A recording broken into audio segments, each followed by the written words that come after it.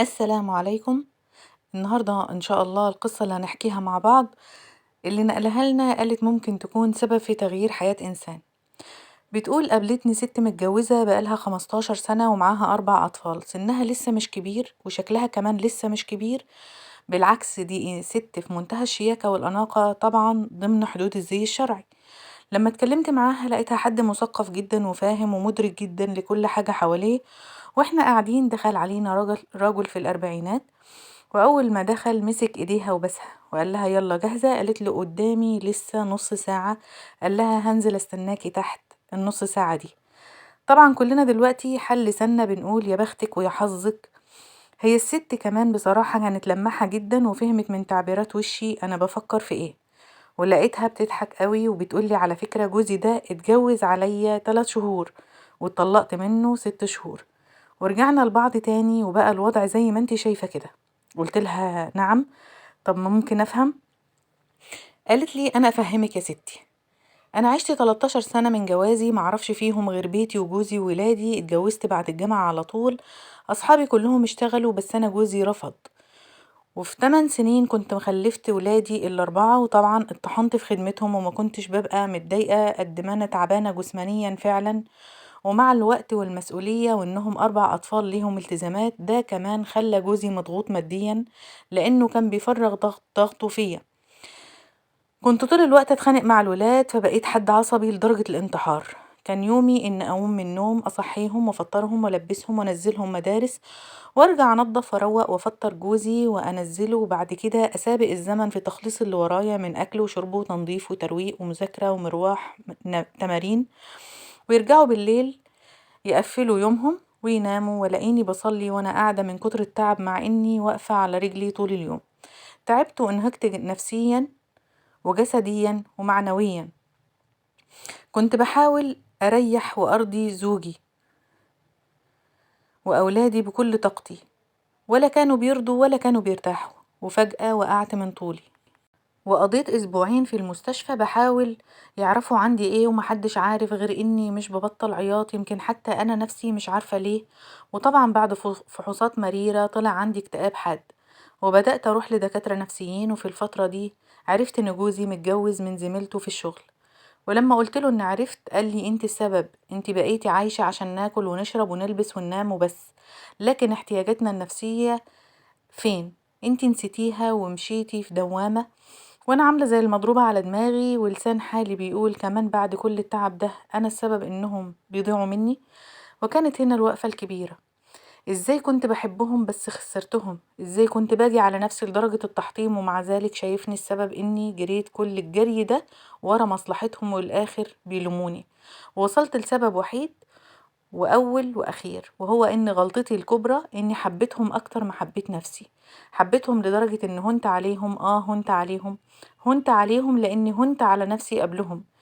وبدأت صحوة، هو أنا فين؟ مش هقولك بقى تخنت وخسيت، لأ خالص، بالعكس أنا وصلت لمرحلة الجسم الهزيل اللي من أقل مجهود بيقع. وطبعا وحشيت جدا وشكلي بقى مجهد ومرهق على طول. بدأت أدخل أدور في دولابي على لبس أنزل بيه، اكتشفت إن أنا مشتريتش هدوم من 6 سنين، وما عنديش أي برفان ولا أي مكياج ولا أي هدوم جديدة ألبسها. كنت حاطة لنفسي كل الأعذار اللي ممكن تتخيليها وتخليني ضميري مرتاح في إهمالي لنفسي، لدرجة إن في يوم كنت بوصل ولادي عيد ميلاد ناس أصحابهم، وولادي رفضوا إن أنزل من العربية، مش عشان مكسوفين مني، لأ، عشان أنا ما عنديش أليق بالمكان اللي هم داخلين فيه. كنت عاملة زي الشخص اللي عنده سمنة والدكاترة قالوله لو ما خسيتش هتموت، ومع ذلك بياكل أكتر من الأول وبيقنع نفسه إن مش هيموت ناقص عمر، وإن الكل أجل كتاب. وبدأت أعمل لنفسي ساعة واحدة في اليوم، ساعة واحدة من ال24 ساعة، واحدة أعمل فيها أي حاجة خاصة بيا أنا بس بتاعتي، سواء رياضة أو خروج أو حتى نوم، ساعة فصلان عن كل اللي ورايا. وقررت إن أنا هنزل أمشي كل يوم 60 دقيقة بالظبط. بقفل تليفوني وبسيب العربية وكل حاجة وانزل في الأول. ولادي استغربوا العادة دي وكانوا بيقاوموها بحجة هتسيبينا لوحدنا، وأنا فعلا كنت ببقى قلقانة ومش عايزة أسيبهم لوحدهم. بس إن استعيد نفسي هلاقيني استعدت كل حاجة من أول حياتي وصولا لأولادي وزوجي اللي اتجوز كمان.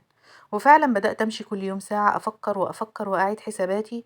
وتخيلي مثلا إن اكتشفت إن الشوارع اتغيرت وإني بقيت بتوه، مع إني كنت حافظة البلد، وولادي في الوقت ده كانوا خلاص بقوا يسكتوا وأنا نازلة وبطلوا يعترضوا. بالعكس كمان أنا كنت بنزل وبرجع ألاقيهم معتمدين على نفسهم تماما في الساعة دي، ولأنهم كانوا بيلاحظوا إن نفسيتي أهدى وأحسن.